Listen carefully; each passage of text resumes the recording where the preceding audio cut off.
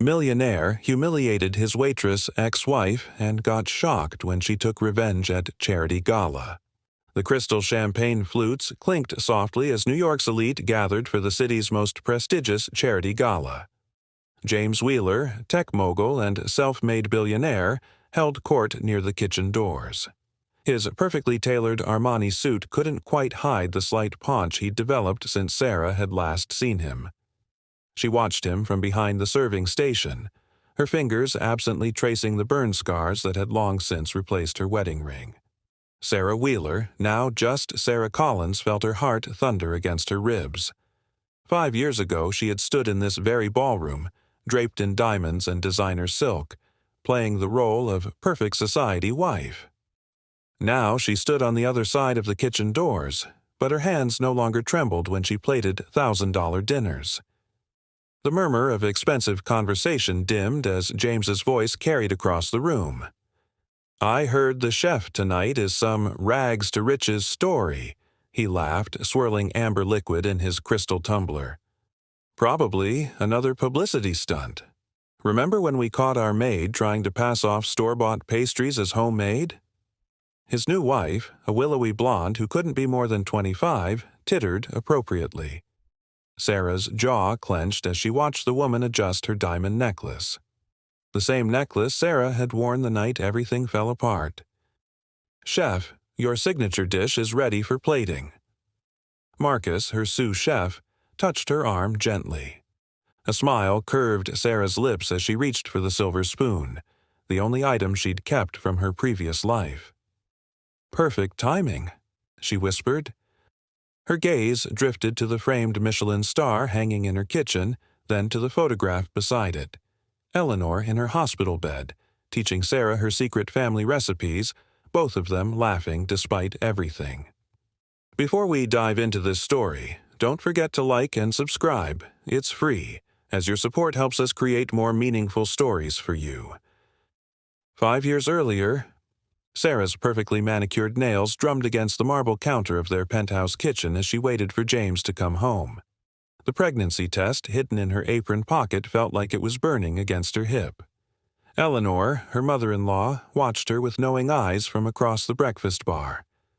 "He's been acting strange lately," Eleanor said softly, her weathered hands cradling a teacup. "The company numbers don't add up." "James knows what he's doing," Sarah replied, but uncertainty crept into her voice. Her husband had been distant lately, spending late nights at the office, coming home smelling of expensive scotch and desperation. The penthouse doors burst open. James stormed in, his face twisted with rage. "You've been looking at the books?" he snarled at his mother. "You think you can interfere with my business?" Sarah's hand instinctively moved to her stomach. The look in her husband's eyes was one she'd never seen before. Desperate, cornered, dangerous. "Someone has to look out for this family," Eleanor said, rising slowly. "The SEC is asking questions, James." "What have you done?" "Get out." His voice was ice cold. "Both of you, out of my house. Now." Sarah stepped forward. "James, please, I need to tell you something important." "I said out." He hurled his briefcase across the marble counter. Papers spilled across the floor. Bank statements, transfer records, offshore account details. Sarah caught glimpses of numbers that made her blood run cold. Eleanor gripped Sarah's arm. "We need to leave, dear. Now." That night they slept in Eleanor's modest apartment across town. By morning, James was gone. The accounts were empty, their phones disconnected, credit cards canceled, the penthouse locks changed. Sarah sat in a public bathroom 3 days later, still wearing her Chanel dress, now wrinkled and stained. The morning sickness came in waves as she stared at the newspaper headlines about James Wheeler's massive fraud scheme. Beside her, Eleanor sorted through her prescription bottles, counting pills and dollars, trying to make both stretch. "We'll figure this out," Eleanor said, but her voice shook. Sarah wiped her mouth with what had once been a designer sleeve. "I saw a help wanted sign at the diner down the street," she said quietly. They're looking for waitresses." Eleanor's eyes filled with tears. "Oh, my dear girl." "I can learn," Sarah said, stronger now. "I can learn anything." She didn't know then that those words would become her mantra, that she'd repeat them to herself during endless double shifts, through burning hands and aching feet, through morning sickness and judgment from former friends. She'd whisper them as she experimented with recipes in the quiet hours before dawn, combining Eleanor's home-cooking wisdom with memories of fancy restaurants she'd once frequented. But right now, standing in her kitchen at the charity gala 5 years later, Sarah knew every moment of struggle had led to this. Her revenge wouldn't be served cold. It would be served perfectly plated, at exactly the right temperature, with a story that would bring the entire ballroom to its feet. Sarah's first day at the diner felt like drowning. The polyester uniform chafed against her skin like sandpaper, a constant reminder of how far she'd fallen. The laminated menu cards stuck to her sweaty palms as she tried to remember which tables had ordered what. Every clink of cheap ceramic plates made her flinch, memories of fine china haunting her movements. "Order up!" Mr. Peterson, the gruff manager, barked from the kitchen window. "Table 6 has been waiting 10 minutes, new girl." Her hands trembled as she lifted the heavy plates. Eggs, over easy, hash browns, bacon, crispy. Simple food that she'd never had to think about before. The morning sickness lurked at the back of her throat, threatening to overwhelm her with every whiff of grease and coffee. "Excuse me." A familiar voice cut through the breakfast rush chaos. "Isn't this a bit overdone?" Sarah turned slowly. Victoria Ashcroft, former tennis partner and charity committee chair, sat primly at table 8, perfectly manicured nails pointing at slightly browned toast. Recognition flickered in Victoria's eyes, followed by a gleam of malicious delight. "Sarah?" "Sarah Wheeler." Victoria's voice carried across the diner. "My God, what happened to you?" The plates grew heavier in Sarah's hands. Sweat trickled down her back. "What can I get you this morning?" she managed, her voice steady despite the humiliation burning in her chest. "Wait until everyone at the club hears about this." Victoria pulled out her phone. "The great Mrs. Wheeler, serving eggs at a greasy spoon." "Ma'am." Mr. Peterson appeared beside Sarah. "We don't allow photos of our staff. Now, are you ordering or leaving?" Victoria's smile turned cold. "I've suddenly lost my appetite." She gathered her designer bag and stood. "Although I must say, Sarah, serving others suits you. It's where you came from, isn't it? James told us all about your humble beginnings." After Victoria left, Sarah fled to the bathroom. Her reflection in the scratched mirror was a stranger. Pale face, dark circles under her eyes, hair hastily pulled back. The woman who used to spend hours with personal stylists was gone, but as she splashed cold water on her face, a strange calm settled over her. "You okay in there?" It was Jenny, another waitress, her voice kind. "Don't let those snobs get to you. We've all got stories." Sarah emerged, wiping her face with rough paper towels. "I'm fine, really." "Good, because table 12 needs coffee and Peterson's about to blow a gasket." The days blurred together. Wake up at dawn, help Eleanor with her medications. Double shifts between the diner and the truck stop. Learn to smile through exhaustion. Learn to carry 4 plates at once. Learn to ignore the whispers and stares from people who used to air-kiss her cheeks at gallery openings. But something unexpected happened in those endless hours. Sarah began to notice things. How the short-order cook, Miguel, handled his knives with the precision of a surgeon. The way certain spice combinations in the truck stop's humble kitchen reminded her of Michelin-starred meals she'd eaten in Paris. The secret recipes Eleanor shared during their quiet moments, family wisdom passed down through generations. Late one night, after her shift ended, Sarah stood in the empty diner kitchen. The fluorescent lights hummed overhead as she stared at the ingredients left over from the day. Slightly wilted herbs, day-old bread, vegetables that would be thrown out tomorrow. "What are you doing?" Miguel had returned for his forgotten phone. "These herbs," Sarah said slowly, "if we dried them instead of throwing them away, and this bread, in France they make the most amazing bread pudding with leftovers." Miguel raised an eyebrow. "You know about French cooking?" Sarah's hands moved automatically, gathering ingredients. I used to eat at a lot of good restaurants." "Show me," he said simply. That night, Sarah created her first original dish. Nothing fancy, just bread pudding with caramelized herbs and a sauce made from nearly expired cream. But when Miguel tasted it, his eyes widened. "Dios mío," he whispered. "Where did you learn to do that?" Sarah stared at her creation, something stirring in her chest. Pride, maybe, or hope. "I'm learning now," she said softly. The next morning, Eleanor was having a bad day. The cough was worse and the prescriptions were running low. Sarah placed a small container of the bread pudding on her mother-in-law's bedside table. "Try this," she said. Eleanor took a small bite. Tears filled her eyes. "Sarah," she whispered, "this tastes like home." Sarah sat on the edge of the bed, taking Eleanor's frail hand. "Tell me more about your family recipes," she said. "Tell me everything." In the corner of the room, her waitress uniform hung like a shadow. But for the first time since James had left, it didn't feel like a mark of shame. It felt like a beginning. The kitchen became Sarah's sanctuary in the midnight hours. While other waitresses counted tips and complained about sore feet, she experimented with leftover ingredients. The rhythmic chopping of vegetables replaced the clinking of champagne glasses in her memories.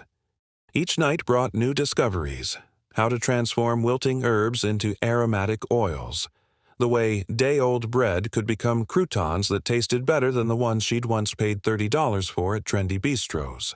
But reality had a way of shattering these peaceful moments. One night, as Sarah stirred a sauce made from nearly expired cream and rescued mushrooms, Mr. Peterson's voice shattered her concentration. "What the hell do you think you're doing?" The wooden spoon clattered against the stovetop. Sarah's heart raced as she turned to face her manager. His face was red with anger, eyes fixed on the unauthorized dish simmering on the burner.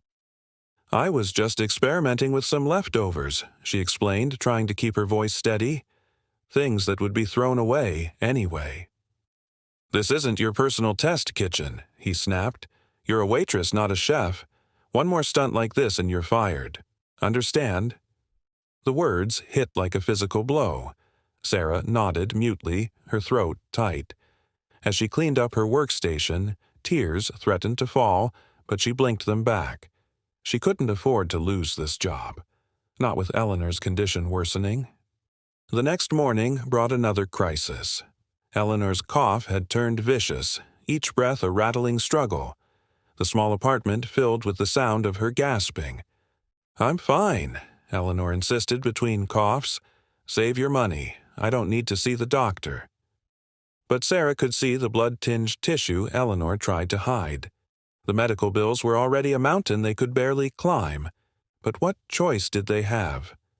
Sarah's hand drifted to her growing belly, another reminder of the life depending on her. "We're going," she said firmly. "I'll figure something out." The emergency room was a fluorescent-lit nightmare. 5 hours of waiting, watching Eleanor struggle for breath while bureaucrats demanded insurance information they didn't have. Sarah felt the baby kick as she filled out forms, asking for payment plans, begging for help. The diagnosis was like a bullet: pulmonary fibrosis, requiring expensive treatments. The doctor's words blurred together, but the numbers stood out in stark relief. Thousands of dollars. Per month. That night, Sarah worked her shift at the truck stop with mechanical precision, her mind racing with calculations. The baby kicked again as she served plates of meatloaf to tired drivers. "You look dead on your feet, honey," said Joe, a regular who always left good tips. "Sit down for a minute." Sarah sank into the booth across from him, her swollen ankles grateful for the brief rest. Joe pushed his plate toward her. "Try this. Something's different about it tonight." She took a small bite of the meatloaf. The flavors danced on her tongue, a hint of something unexpected. Miguel must have changed the recipe, she mused. There's a warmth to it. Nutmeg, maybe, and something else. "You've got a good palate," Joe said, studying her. "Reminds me of this place I delivered to in New Orleans. They do something similar with their spice blend." For the next hour, as the night shift dragged on, Joe told her stories about restaurants across the country. Sarah listened intently, her notepad filling with scribbled notes about regional spices and cooking techniques. The next night she arrived early for her shift. Miguel was prepping in the kitchen, his movements quick and efficient. "Teach me," she said simply. He looked up, knife pausing mid-chop. "What?" "Teach me everything you know. Please, I'll help prep, clean, anything. I need to learn." Miguel considered her for a long moment. "Peterson will fire us both." "Not if we're careful." Sarah picked up a knife, testing its weight. "We can experiment after hours. Use things that would be wasted anyway. Please, Miguel, I need this." Perhaps he saw the desperation in her eyes, or maybe he recognized a kindred spirit. Whatever the reason, Miguel nodded slowly, and so began Sarah's real culinary education. Every night after closing, Miguel taught her the basics: knife skills, timing, temperature control. She absorbed everything, practicing until her hands moved with unconscious grace. The baby grew as her skills did, kicking excitedly whenever she tested new recipes. But life had more challenges in store. One busy evening, Sarah felt the first sharp pain shoot through her belly. She ignored it, focusing on carrying plates to table 12. Another pain, stronger this time. The room swam before her eyes. "Sarah!" Jenny's voice seemed to come from far away. "Your hands!" She looked down. The plates she'd been carrying had slipped, hot coffee scalding her fingers, but she couldn't feel the burns. All she could feel was the terrifying cramping in her abdomen. "The baby," she whispered before the world went black. The hospital lights buzzed overhead, their harsh fluorescence making the white walls gleam like bleached bone. Sarah lay in the emergency room, one hand protectively curved over her belly, the other wrapped in gauze where the coffee had scalded her skin. The monitor beside her bed beeped steadily, each sound a reminder that her baby's heart was still beating. "Bed rest," the doctor said firmly, his words falling like stones in the quiet room. "At least 3 weeks. No work, no standing for long periods. The baby is under stress." Sarah's throat tightened. "I can't," she whispered. "I have bills. My mother-in-law needs her medication." The doctor's face softened with sympathy, but his words remained unyielding. "If you don't rest, you'll lose this baby. It's that simple." In the chair beside her bed, Eleanor coughed into her handkerchief. The sound was worse now, each breath a battle. Sarah caught the familiar crimson stain on the white cloth as her mother-in-law tried to hide it. "We'll figure something out," Eleanor said, but her voice was weak. They both knew her next treatment was due, and the cost would clean out their meager savings. Jenny appeared in the doorway, still in her diner uniform. "Peterson's asking when you'll be back," she said quietly. "I told him to go to hell." A laugh bubbled up in Sarah's throat, unexpected and slightly hysterical. Here she was again, in another hospital room, but this time without the luxury of private doctors or premium insurance. The irony tasted bitter in her mouth. "Wait," Jenny said suddenly. "I have an idea." She pulled out her phone, fingers flying over the screen. "Remember Joe? The trucker who's always talking about restaurants? His brother owns a food blog. Pretty popular one." Sarah frowned. "How does that help?" "He's been raving about your late-night experiments. The way you transform leftover ingredients into something special. What if—" Jenny paused, excitement building in her voice. What if we documented it? Started a blog about a pregnant former socialite turned waitress discovering her calling in a diner kitchen? Who would want to read that? Everyone, Jenny insisted. It's perfect. Redemption, revenge, recipes. While you're on bed rest, you can write about your journey. I'll help take photos of the dishes you create when you're back. Miguel's already agreed to keep teaching you. Sarah's burned hands throbbed as she considered the idea. Peterson would never allow it. Peterson doesn't need to know. Not yet. Build a following first.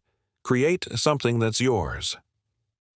That night, propped up in her narrow bed with Eleanor sleeping fitfully beside her, Sarah began to write. She wrote about the silver spoon she'd kept, now used to test sauces in a diner kitchen. About learning to find beauty in imperfect ingredients. About Eleanor's family recipes, preserved through generations of strong women who refused to break. The words poured out of her like water from a broken dam. She wrote about the humiliation of serving former friends and how it taught her humility. About discovering that true cooking wasn't about expensive ingredients, but about understanding flavor, technique, and heart. To her surprise, people started reading. First dozens, then hundreds. Her story struck a chord. Comments poured in, many from others who'd lost everything and had to rebuild. The blog became her lifeline during those weeks of enforced rest. Eleanor read each post, offering stories from her own culinary history. "My grandmother," she said one evening, her breathing slightly steadier after a treatment they'd managed to fund through blog donations. She could make a feast from scraps. During the Depression, people would line up at her door. She never turned anyone away hungry. Sarah thought about that as she developed recipes from her bed, testing them in her mind before writing them down. She thought about transformation, how pressure could turn coal to diamonds, pain to purpose. When she finally returned to work, something had changed. The diner's regular customers had been reading her blog. They asked for her special dishes, prepared to wait for her experiments. Even Peterson, seeing the growing crowd, grudgingly allowed her to create daily specials. But life wasn't finished testing her. The rent on their apartment doubled without warning. Eleanor's doctors recommended a new treatment protocol, one their insurance wouldn't cover. The baby grew larger, making every shift a battle against exhaustion. Then came the night that changed everything. Sarah was in the kitchen, showing Miguel a new technique for preserving herbs, when a distinguished-looking man in an expensive suit came in from the rainy street. "Coffee, black," he said, settling at the counter, "and whatever the chef recommends." Sarah didn't recognize him, but Jenny did. She rushed into the kitchen, eyes wide. "That's Thomas Wright," she whispered. "The food critic. The one who can make or break a restaurant with a single review." Sarah's hands stilled over the herbs. Through the kitchen window she could see him studying the blog article someone had printed and pinned to the diner's bulletin board. Her story, her recipes, her journey. "What should I make?" she asked, panic rising in her throat. Eleanor's voice echoed in her memory. "Cook from your heart, dear. The rest will follow." Sarah's hands moved with practiced grace as she gathered ingredients from the diner's modest pantry. Day-old bread, fresh herbs she'd been drying, a container of Eleanor's secret spice blend. Her heart raced as she heard Thomas Wright's spoon clink against his coffee cup through the kitchen window. "You have one shot at this," Miguel said softly, watching her work. "Make it count." The dish came together as if her hands had a mind of their own. Bread pudding, but elevated with layers of complexity. Savory instead of sweet. Her fingers worked quickly, combining Eleanor's spices with classical French techniques she'd learned from expensive restaurants. The aroma filled the kitchen, drawing curious looks from other customers. When she placed the dish in front of Wright, her burned hands steady despite their scarring, he raised an eyebrow. "This isn't what I expected from a late-night diner." "Neither was I," Sarah replied quietly, turning to leave. "Wait." His voice stopped her. Tell me about this dish." Sarah hesitated, then sat on the stool next to him. "It's about transformation," she said. "Taking something that would be thrown away and making it into something beautiful. The bread is day-old, but the technique is French. The spices are from my mother-in-law's family recipes, passed down through generations of women who knew how to make something from nothing." Wright took another bite, closing his eyes. "There's a story here," he said finally. "One I'd like to hear." For the next hour, as the midnight traffic hummed outside, Sarah told him everything. About her fall from grace, about Eleanor's illness, about discovering her passion in the humblest of kitchens. Her voice grew stronger with each word, her shoulders straightening as she spoke about her blog and the community it had created. Wright listened intently, occasionally making notes in a small leather notebook. When she finished, he was quiet for a long moment. "There's a new culinary program starting at the Institute," he said finally, "focused on innovative cuisine and sustainable cooking, the kind of cooking that transforms humble ingredients into extraordinary dishes." He pulled out a business card, sliding it across the counter. "I'm on the selection committee. We have one scholarship position available." Sarah's heart skipped a beat. "I can't," she said automatically. "I have responsibilities, bills, my mother-in-law's medical treatments." "The scholarship includes a living stipend," Wright continued as if she hadn't spoken, "and health insurance that would cover dependents." The possibility hung in the air like a tangible thing. Sarah thought about Eleanor's medical bills, about the baby growing inside her, about the dreams she'd been afraid to acknowledge. "It's full-time," Wright added. "You'd have to leave the diner." Peterson chose that moment to emerge from his office. "Whatever she's been cooking back there isn't approved menu items," he said gruffly. "She's just a waitress who doesn't know her place." Wright's eyebrows rose. This just a waitress just created a dish that would be at home in any Michelin-starred restaurant in the city. He turned back to Sarah. "The program starts in 2 weeks. I suggest you consider it carefully." After he left, Sarah stood in the kitchen, Wright's business card burning in her pocket. Jenny and Miguel gathered around her, their eyes bright with excitement. "You have to do it," Jenny insisted. "This is your chance." "But what about Eleanor? The rent? I can't just—" "We'll help," Miguel said firmly. "The blog readers, too. You've built a community, Sarah. Let them support you like you've supported others." That night, Sarah sat at Eleanor's bedside, turning the business card over in her hands. Her mother-in-law watched her with knowing eyes. "You're afraid," Eleanor said softly. "What if I fail? What if you fly?" Eleanor's hand found hers, squeezing gently. "Sarah, when James left, he thought he was destroying us. But look what you've built from those ashes. You've taken every broken piece and created something beautiful. Just like your cooking." Sarah looked at her burned hands, at the calluses that had replaced her once perfect manicure. She thought about the baby, about the future she wanted to create, about transformation and redemption, and the courage to try. "The insurance would cover your treatments," she said quietly. Eleanor smiled. "Then what are you waiting for?" The next day, Sarah gave Peterson her notice. He scoffed, predicting she'd come crawling back when she failed. But as she hung up her waitress uniform for the last time, she felt nothing but peace. "Ready to become a real chef?" Jenny asked, helping her pack her locker.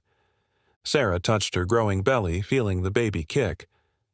"I already am," she said. "Now I'm just making it official." The Culinary Institute's kitchens gleamed with stainless steel and possibility. Sarah's growing belly barely fit behind the workstation as she tied her chef's apron. Around her, other students whispered and stared. The pregnant former socialite turned waitress had become something of a legend since Wright's review of the diner went viral. "Today, we're studying classical French techniques," Chef Martinez announced. "Let's see what you can do with these basic ingredients." Basic? Sarah almost laughed. The ingredients laid out before them would have been considered scraps at the diner. But now she saw them differently. Possibilities unfolded in her mind like pages of a well-worn cookbook. Her hands moved with confidence born from countless midnight experiments. While other students fumbled with their knife work, she diced vegetables with practiced precision. The baby kicked as she worked, as if offering encouragement. "Interesting approach," Chef Martinez commented, watching her transform humble ingredients into an elegant preparation. "You're combining classical technique with something else." "Survival cooking," Sarah replied, adding Eleanor's spice blend to the sauce, learning to make something special from whatever's available. Her blog continued to grow, now documenting her journey through culinary school. Readers followed her progress, cheered her successes, supported her through challenges. When Eleanor needed an expensive new treatment, blog followers organized a virtual cooking fundraiser. The community she'd built through sharing her story became her safety net. But pregnancy and intensive training took their toll. Some days she could barely stand through the long hours of kitchen work. Her ankles swelled, her back ached, and the baby seemed to dance on her bladder during crucial moments of preparation. "You're pushing yourself too hard," Elena, her closest friend in the program, warned one day. "The baby." "I don't have a choice," Sarah replied, rubbing her belly. "This is our future." The turning point came during their final project presentations. Each student had to create a signature dish that told their story. Sarah knew exactly what she would make. She started with the bread pudding recipe from her first night of experimenting at the diner. But now she elevated it, incorporating everything she'd learned. Eleanor's spices merged with French techniques. Truck stop comfort food met fine dining precision. The humble became extraordinary. As she plated the dish, her water broke. "I'm fine," she insisted, even as contractions began. "Let me finish." Chef Martinez started to protest, but something in Sarah's eyes stopped him. She plated 3 perfect portions, garnished them with the same care she'd once used to arrange flowers at charity galas, and presented her creation. "This dish represents transformation," she said, breathing through a contraction. "It's about taking what life gives you and making it into something beautiful." The judges took their first bites just as another contraction hit. Sarah gripped the counter, refusing to leave until she saw their reactions. The room fell silent. Thomas Wright, guest judge for the finals, set down his fork. "This," he said quietly, "is what cooking is all about. Not just technique, but heart, soul, story." Sarah made it to the hospital just in time. Her daughter came into the world as dawn broke over the city, tiny and perfect and full of possibility. She named her Hope. 2 weeks later, Sarah graduated at the top of her class, Hope sleeping peacefully in a sling across her chest as she accepted her diploma. Eleanor, looking stronger thanks to her new treatments, wiped tears from her eyes. The job offers started coming immediately. Her blog had gained attention in the culinary world, and her story resonated with top chefs who'd fought their own battles to succeed. But Sarah had different plans. She started small, catering private events while building her reputation. Hope grew alongside her business, learning to walk between kitchen stations, watched over by the community of cooks and servers who'd become family. Eleanor's health stabilized, and she became Sarah's secret weapon, teaching traditional recipes to new staff members, adding the warmth of home cooking to their high-end cuisine. Then came the call that changed everything. "The charity gala needs a new chef," her agent said. "The usual one backed out last minute. It's short notice, but the exposure would be incredible." Sarah listened to the details, her heart racing as she realized which gala it was. The same one she'd once attended as a guest, dripping in diamonds and ignorance. The same one James never missed, always using it to network and show off his latest achievements. "They want innovative cuisine," her agent continued, "something that tells a story." Sarah looked at her reflection in a steel mixing bowl, seeing not the polished society wife she'd once been, but the chef she'd become. Her hands, marked with small burns and calluses, were capable of creating beauty from ashes. "Tell them I'll do it," she said, "and I have just the menu in mind." The day of the gala arrived with a sense of destiny. Sarah stood in her professional kitchen, directing her staff with quiet confidence as they prepared for the event. Hope sat at a small table in the corner, carefully folding napkins just as Sarah had once taught her, while Eleanor supervised the final touches on the signature sauce. "Mama, look!" Hope held up a perfectly folded napkin. "Just like a swan." Sarah smiled, remembering how she'd once paid others to fold napkins for her parties. Now her 5-year-old daughter did it with pride, understanding the dignity in every aspect of their work. "The first courses are ready for transport," Marcus, her head sous chef, reported. He'd followed her from the diner, believing in her vision. "Everything's on schedule." Sarah nodded, running through mental checks. The menu she'd designed was a journey through her story, each course representing a chapter of her transformation. But the final dish, the one she knew James would taste, was special. She'd been perfecting it for 5 years. "You're sure about this?" Eleanor asked softly, watching her daughter-in-law adjust her chef's whites. The elegant uniform was a far cry from the waitress's polyester, but it represented the same thing: honest work done with pride. "It's time," Sarah replied. "Time to close this chapter properly." The ballroom was exactly as she remembered, crystal chandeliers casting rainbow light across marble floors. But now she entered through the kitchen, leading her team with professional precision. Through the service window she caught glimpses of the arriving guests, the same society crowd that had once been her circle. Then she saw him. James, still handsome in his tuxedo, but his face showed the strain of the years.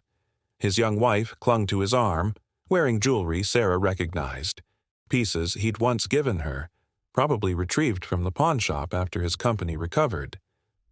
"Chef." Marcus's voice pulled her attention back to the kitchen. "First course is ready for plating." Sarah straightened her spine. This was her domain now. She'd earned every inch of it. The courses went out smoothly.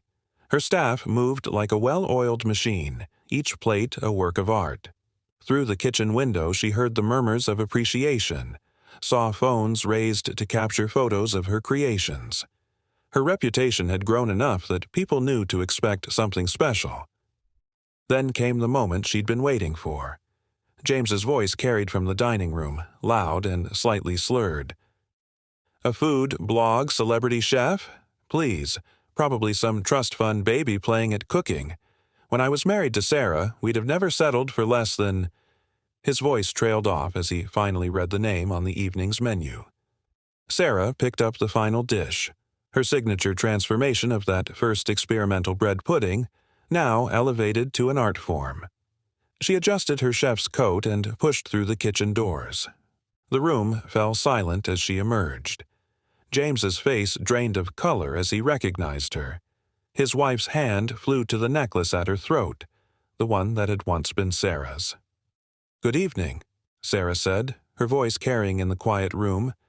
"Tonight's final course tells a story of transformation, of taking what seems worthless and finding its hidden value." Her eyes met James's directly. "Something I learned after losing everything." She placed the dish before him with perfect professional grace. This started in a diner kitchen, created from leftover bread and borrowed spices.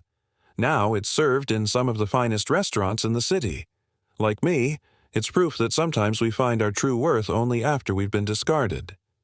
James's hand trembled as he picked up his fork. Around them, other guests watched in fascinated silence. You're the chef they've all been talking about." His voice was barely a whisper. "I am." Sarah's smile was genuine. "You see, when you left us with nothing, you actually gave me everything. You freed me to become who I was meant to be." A small voice piped up from the kitchen doorway. "Mama! Grandma Eleanor says the special sauce is ready." Hope stood there in her mini chef's coat, a perfect miniature of her mother. Eleanor appeared behind her, elegant despite her oxygen tube, her eyes shining with pride. James's fork clattered to his plate. "Eleanor, but you're sick. You couldn't afford." "We found a way," Sarah said simply. "We always do. Now, if you'll excuse me, I have a kitchen to run. Enjoy your meal. I made it specially for you." The rest of the evening unfolded like a dream. As James sat frozen before his plate, other guests began to whisper, phones appeared, and Sarah's story spread through the room like wildfire. The socialites who had once shunned her now approached the kitchen to offer congratulations, their eyes wide with a new kind of respect. Victoria Ashcroft, who had humiliated her at the diner years ago, cornered her by the dessert station. "Sarah, darling," she gushed, "you must cater my next event." Sarah smiled politely, remembering the sting of that long-ago morning. "I'm booked solid for the next 6 months," she said, "but I can recommend an excellent diner." The ballroom buzzed with conversation about her journey from society wife to celebrated chef, but Sarah's attention was elsewhere. In a quiet corner, Hope sat with Eleanor, both of them sharing a plate of the bread pudding that had started it all. "Just like the first time you made it," Eleanor said softly as Sarah joined them. "But better. Like you." Hope looked up at her mother with curious eyes. "Did you really used to be married to that angry man?" Sarah smoothed her daughter's hair. "I was a different person then, sweet girl. We all were." A commotion near the main table drew their attention. James had stood up, swaying slightly, his face flushed with alcohol and humiliation. "You think this proves something?" he called out, loud enough for everyone to hear. "Playing chef with your little blog and your charity cases?" His new wife tugged at his sleeve, trying to quiet him. Sarah didn't respond. She didn't have to. Thomas Wright, who had been quietly enjoying his meal, stood up. "James Wheeler," he said, his critic's voice carrying authority, "your ex-wife isn't playing at anything. She's built one of the most innovative culinary enterprises in the city. Her cooking school for single parents has launched dozens of careers. And unlike some," he gave James a pointed look, "she did it honestly." The room erupted in applause. James stormed out, leaving his young wife to trail behind him. Sarah watched him go, feeling nothing but peace. Later that night, after the guests had left and the kitchen was clean, Sarah sat with her team. They shared leftover bread pudding and stories, laughing about the evening's drama. Hope had fallen asleep on a makeshift bed of tablecloths, while Eleanor taught Marcus her secret spice blend. "You know what this means," Jenny said, still in her server's uniform but now as a choice, not a sentence. "Your story's going to be everywhere tomorrow." Sarah looked around at her makeshift family. Miguel, who'd taught her knife skills in a diner kitchen. Jenny, who'd believed in her blog when it was just a dream. Marcus, who'd followed her from greasy spoons to fine dining. Eleanor, who'd given her not just recipes, but the strength to rebuild. "Our story," she corrected. "I didn't do this alone." The next morning, as Sarah prepared breakfast in their home kitchen, she saw the headlines on her phone. Her triumph at the gala was already trending. Interview requests flooded her inbox. But what caught her eye was a small comment on her original blog. "Started reading this when I was rock bottom. Today, I graduate culinary school. Thank you for showing me it's possible." Sarah smiled, remembering the taste of hope in a midnight kitchen. She picked up her grandmother-in-law's silver spoon, the one that had traveled with her from marble countertops to diner prep stations to professional kitchens. Its surface caught the morning light, reflecting not just her face, but all the versions of herself she'd been. Hope padded into the kitchen in her pajamas. "Can we make bread pudding, Mama?" "Of course, sweet girl." Sarah lifted her daughter onto a kitchen stool. "Let me show you how to transform something simple into something extraordinary." Outside, the city was waking up. Somewhere, a waitress was tying on her apron, starting her own story. Somewhere, a chef was teaching knife skills to someone who needed a chance. And in Sarah's kitchen, surrounded by the warmth of family and the smell of fresh bread, the next chapter was already beginning. She had lost a fortune, but found her worth. Lost a husband, but built a family. Lost her place in society, but created her own world, where every ingredient had value and every person had potential. Sarah reached for the flour, ready to start another day of making something beautiful from whatever life provided. After all, that's what chefs do. That's what mothers do. That's what survivors do. And she had become all three. Sometimes life strips everything away to show us who we truly are. Sarah's journey from society wife to celebrated chef reminds us that our greatest setbacks can become our strongest comebacks. What challenges have transformed your life? Share your story of resilience in the comments below. If Sarah's journey touched your heart, don't forget to like and subscribe for more stories of triumph over adversity. Every day, we bring you tales of extraordinary people who turned their pain into power. Remember, like a master chef, sometimes life's most beautiful creations come from what seems broken or discarded. Your next chapter might just be your best one yet. Hit subscribe to make sure you never miss another story of courage, redemption, and the power of starting over.